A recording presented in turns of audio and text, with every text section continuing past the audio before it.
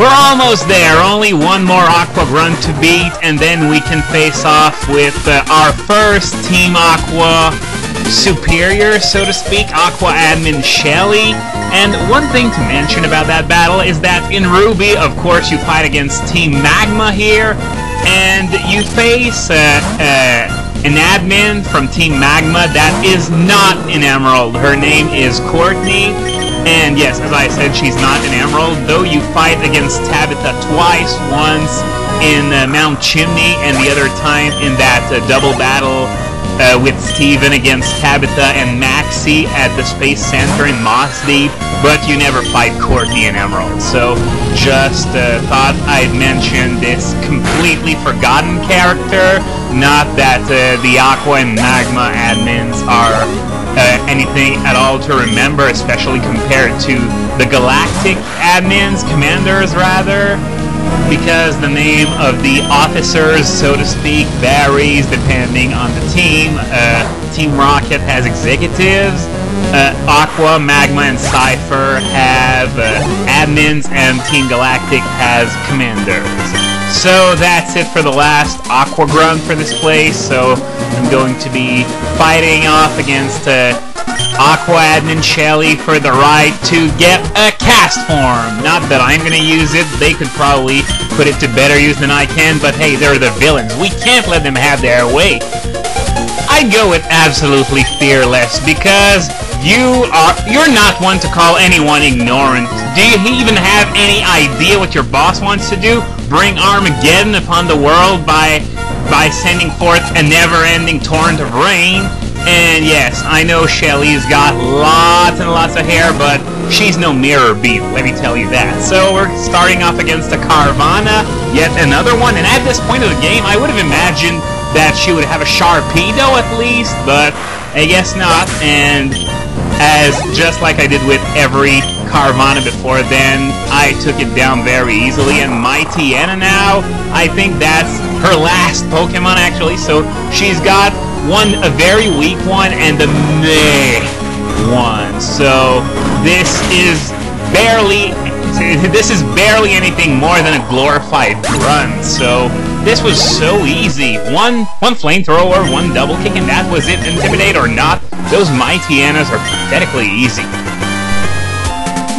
No, you're disgustingly weak. I mean, a freaking Carvanha, aren't you supposed to be an admin of Team Aqua? And, yeah, now, she's gonna complain just like every other grunt out there. And, oh, what's going on here? Team Magma Mob. Oh, I think this is going to be... Oh, yeah, Mount Pyre. This is going to be, well, not our next destination. We got 2 towns to visit before that, but this storyline arc involving the Magmas and Aquas is going to continue at Mount Pyre, which is quite a ways from now. So this is the director of the Weather Institute who's going to give me the cast form that Team Aqua wanted so much. And I think it's level 30 or 25, I don't really remember, but I do remember that it's got 3 weather moves, Hail, Sunny Day, and the Rain Dance. Can it learn Sandstorm? I don't really remember, probably. But, you know, as you can see, I've never really paid any attention to cast form because it's so weak. 70 in every stat, 70 across the board. This is miserable. It's not as bad as Spin, though, it's 60 across the board. But even Glalie, who's nothing special, at least has 80 across the board. And so, yeah, cast form would have had potential if not for the god-awful stats. So now I guess it's time to move on and do our second boss battle of the day, and no, not yet. Oh! I am going to first pick up this item, and then I'm going to go downriver to see if there's anything interesting that I can pick up over there, because this route is really quite complicated. It pretty much set the stage for Diamond, Pearl, and Platinum, where seemingly every route has got a more complicated pattern than just the straightforward nature of the routes from the first 3 generations. Though Ruby, Sapphire, and Emerald did have some exceptions, such as this one. This route is anything but straightforward. There are lots of side paths you can take. Some of them require waterfall, some of them require the acrobike, some of them require both even. So yeah, we're going to be coming back to this place a bit. First things first, you remember that area that I said that I was going to come back to with Fly that involved getting the acrobike?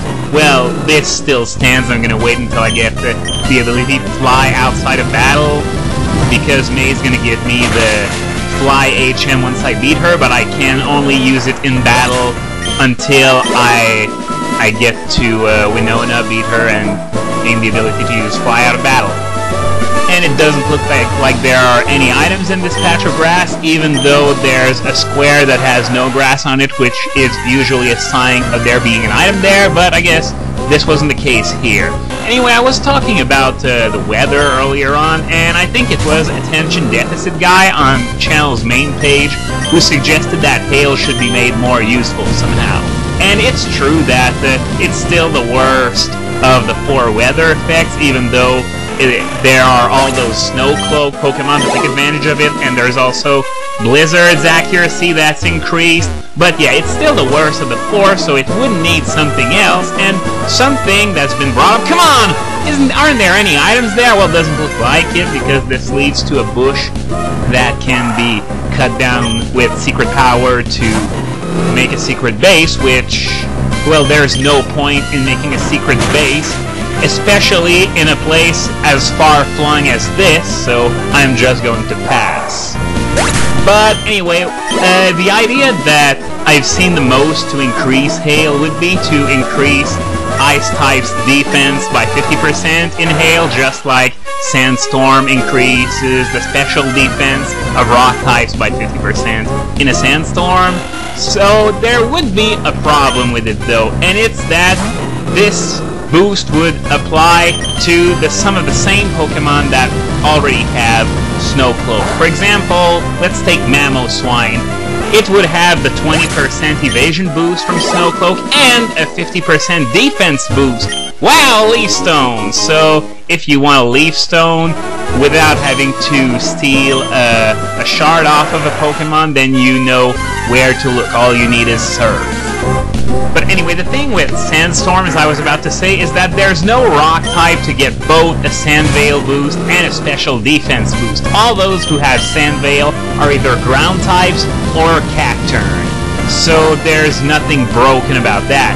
But if you take that suggestion for Hail, then you get basically everything that gets Snow Cloak is an Ice type, so those Pokemon on top of that would get the 50% defense boost. Now this would be really interesting for someone like Frostlass, who has a bit of trouble with taking hits, whereas it doesn't hit that hard, it's just really, really fast.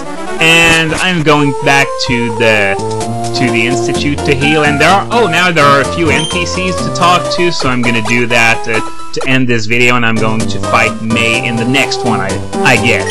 So yeah, I don't know if it would really be that good of an idea, especially considering Mamoswine's already very good even without hail, but give it some hail and it gets 20% evasion and 50% more defense on top of its huge HP.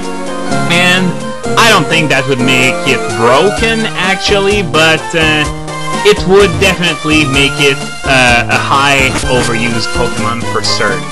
And oh, the director is here now. He wouldn't let me pass before, so I guess now that he's here, he can't be over there at the same time. But those two guys, I guess, were the guys that were downstairs. So that's gonna be it for now, and even though this 2 boss fights in a row thing didn't materialize, maybe it's better that way. I didn't feel like fighting 2 bosses one after the other, even though both are rather weak. So in the next video, I'm going to be taking on May in our 4th tussle of 5.